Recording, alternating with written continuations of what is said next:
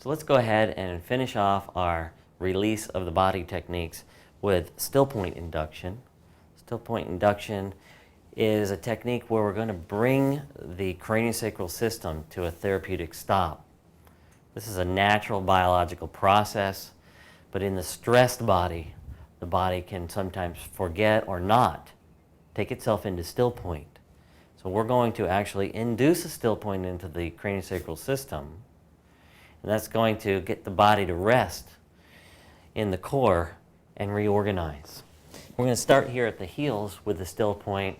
What we're going to do is we're going to feel for the flexion or widening, external rotation, and extension, narrowing, and internal rotation for a couple of cycles. So this is flexion, and this feels quite a bit better than it did when we began the treatment. And we're going to go ahead and follow now all the way into extension, so narrowing or internal rotation. And as he begins to go into flexion, trying to bring the heels into external rotation, we're going to become a barrier to that. We're not letting the system go into flexion. We are, to use an analogy, we're like a highway guardrail. We're not pushing him into extension. We're preventing him from coming out. As a highway guardrail prevents cars from going off onto the shoulder or off the road, we're not pushing him in, but we're not letting him come out into flexion. As I do that, he begins to struggle or push against my barrier. I still don't let him go into flexion. And eventually his body begins to go still or do what it's doing now, which is going further into extension. He goes further into extension. He's trying to get around the barrier. Body can be tricky. But I go ahead and follow him into extension and then reset my passive barrier to flexion and wait. Eventually, he'll go still and he'll stop trying to push against my barrier. It's very relaxing for the body, and it helps to reorganize and release minor restrictions.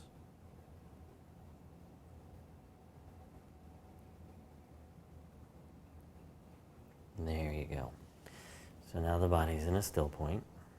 I'm going to let go of my barrier, and I'm going to wait for it to come back into flexion on its own.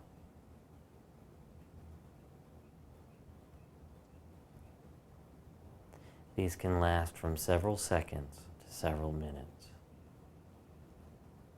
And here he comes, back into flexion,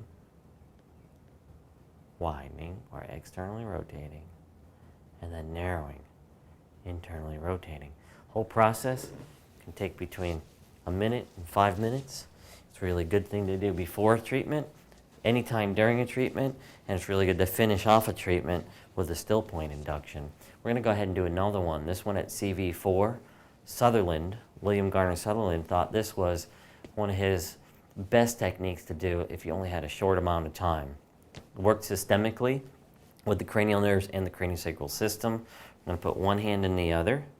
We're going to put our thumb pads together, and our thenar eminences are going to be only about 1.5 inches to 1 inch apart, inch to 1.5 inches apart. That's this part of the thumb right here. You don't want that very wide. You want those fairly close together. I'm going to go ahead and place that on the table and have James lift his head for me. We're going to slide it right underneath and put your head right back down so that the hardest part of the back of his head is on the softest part of my thumbs. That way, nobody will be uncomfortable.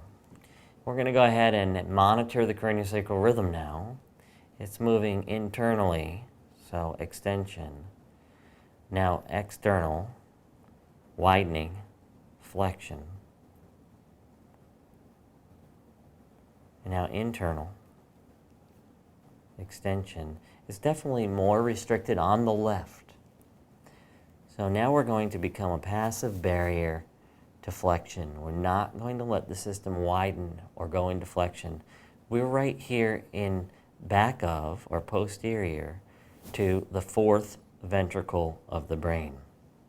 We're actually inhibiting the movement of fluid through the fourth ventricle. And again, the system tries to push against the barrier. He does not have a lot of power here. He's not trying to push through. In fact, it's more like his body is going, I've been waiting for this. It took you this whole time to get here, and I'm going to really enjoy it. So it's just relaxing into still point right away. And I'm releasing my barrier. You notice I'm not releasing my hands or changing their position. I'm just not holding a barrier. I'm waiting for flexion.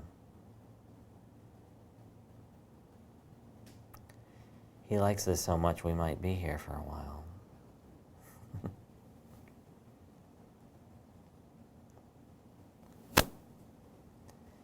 There's some reorganizing going on. There's some releasing happening in the cranium. The occiput is releasing.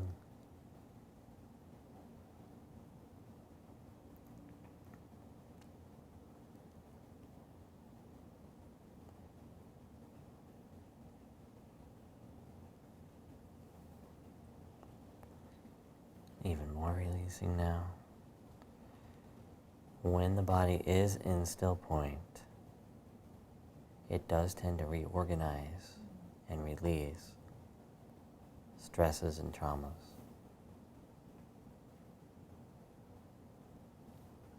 And there's another release. Most of these releases that I'm feeling are associated with the head and neck where they meet. There's also some restrictions that are quite palpable in the cranium on the right-hand side that he's working to try to release as well.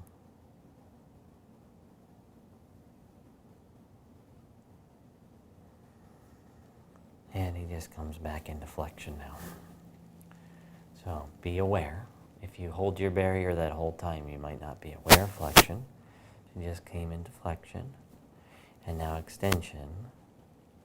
And now the rhythm feels quite a bit stronger.